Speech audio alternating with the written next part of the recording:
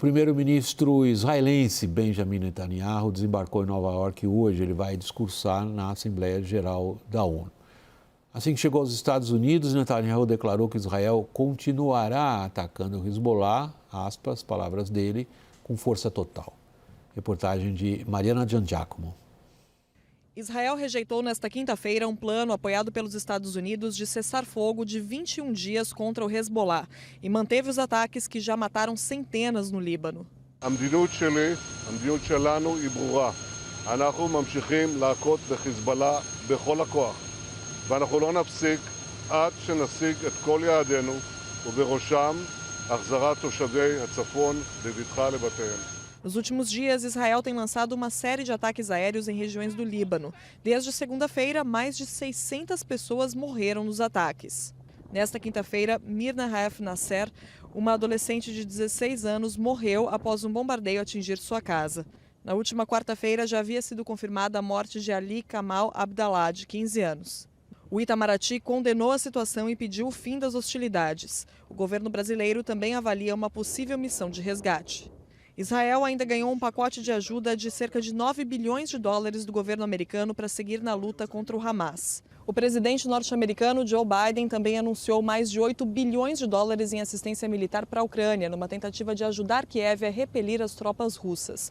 O governo dos Estados Unidos aproveitou a visita do presidente ucraniano Volodymyr Zelensky para assumir um compromisso maior com o conflito, que se arrasta há quase 3 anos. A ajuda inclui o primeiro carregamento de uma bomba plana guiada de precisão com alcance de até 130 quilômetros. Biden ainda avalia o uso de mísseis de longo alcance em território russo.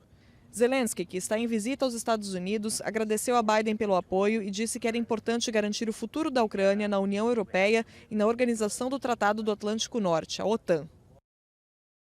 Dorival, a nossa colega Mariana Giangiacomo trouxe na reportagem dela dois aspectos aparentemente desconectados, mas no fundo conectados pela atuação americana. É o pacote de armas, começando pelo final, o pacote de armas concedidas à Ucrânia pela Aliança Ocidental, em que medida essas armas podem, não podem, serão ou não serão utilizadas de longo alcance, portanto, para dentro do território russo.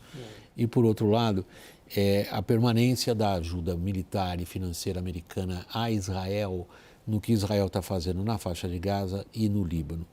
Há clareza sobre o que o envolvimento americano significa em cada situação ou há dúvidas na administração americana sobre como se comportar? Bem, os Estados Unidos eles estão numa situação de compasso, né, por causa da eleição, né, e então isso compromete muito a visibilidade da estratégia. Por quê? Porque, por um lado, você não consegue pensar num prazo médio, né? E, por outro lado, também você tem um receio de melindrar algum tipo de eleitor que pode ser importante. A eleição americana é muito complexa, né? Ela é por distritos e é difícil medir, dosar esse tipo de ação. É claro que política externa não é uma coisa importante em eleições, mas dinheiro é. Destinação de orçamento é. E os republicanos têm enorme destreza para explorar esse tema, né? Dizer, não está protegendo a fronteira e está dando dinheiro para a Ucrânia, por exemplo, né? Israel, ninguém contesta, mas a Ucrânia, sim. Eu disse Israel, ninguém contesta do lado dos republicanos, mas do lado do eleitor da Kamala Harris, vai haver uma contestação também. Os Estados Unidos já destinam ajuda militar de 3,8 bilhões de dólares por ano, e on top of it, né, além disso, agora quase 8 bilhões de dólares. Agora, qual é o substrato, né, geopolítico disso tudo, né? Com relação à Ucrânia, aquela região está indo para um inverno rigoroso, né, em que, numa dinâmica do conflito, em que os aviões não estão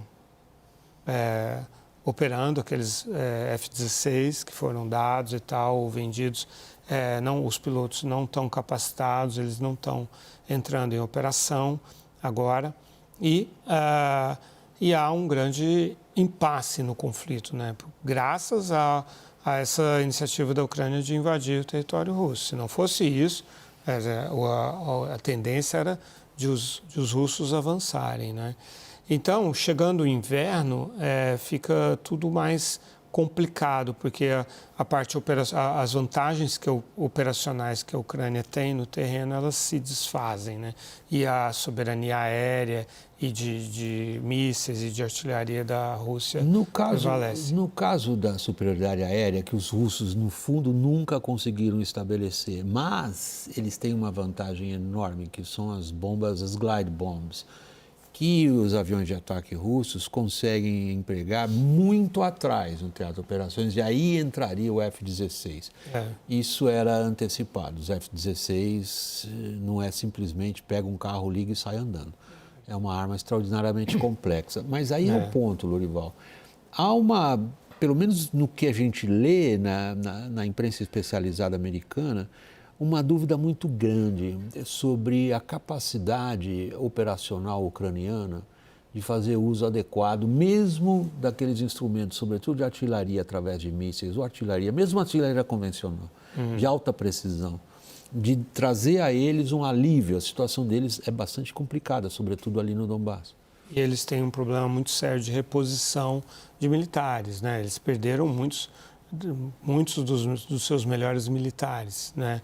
E estão repondo com pessoas combatentes bem menos experientes, menos motivados, é preciso dizer isso, houve uma queda no moral, né? Então há uma situação de desespero na Ucrânia e é nesse contexto, então, respondendo a sua pergunta, que os Estados Unidos dão essa ajuda, mas de uma forma muito incompleta, né? E aí por causa das questões políticas, eleitorais, quer dizer, não toma ainda a decisão de permitir o uso dos mísseis de mais longo alcance, que poderiam ser importantes, né, para manter a sobrevida da capacidade ucraniana. E por último, Lorival, voltando, fazendo um pouquinho de zigue-zague na nossa conversa e voltando ao começo da reportagem da Mariana Jandiacomo, com a chegada do Benjamin Netanyahu a Nova York.